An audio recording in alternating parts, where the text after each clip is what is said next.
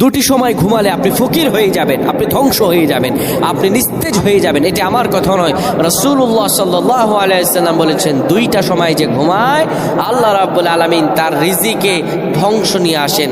আল্লাহুম্মা বিসমিকা আমুতু আহইয়া, ঘুমানোর সময় আপনি দোয়া পড়বেন। ঘুম একটি ইবাদত হতে পারে, যদি আপনি সেই ইবাদতের মতো করে ঘুমাতে পারেন, ওযু করে যদি ঘুমিয়ে যান, আপনার গোটা ঘুমটাই নফল নামাজ পড়ার মতো সওয়াব হবে। আমার প্রিয় ভাইরা, দুইটা সময় ঘুমানো যাবে না। এক নম্বরে ফজরের সময় ঘুমাতে পারবেন না, কেননা ফজরের সময় আমার আল্লাহ পৃথিবীর সকল বারাকার দরজাগুলো খুলে দেন।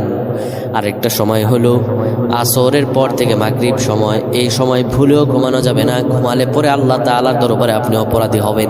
এই দুইটা সময় আপনি ঘুমাবেন না। এই দুইটা সময় ঘুমালে আল্লাহ তাআলা আপনার ভাগ্য পরিবর্তন করবেন না। আর আল্লাহ ওই জাতির ভাগ্য পরিবর্তন করেন না যে জাতি নিজের ভাগ্য পরিবর্তন করতে চায়।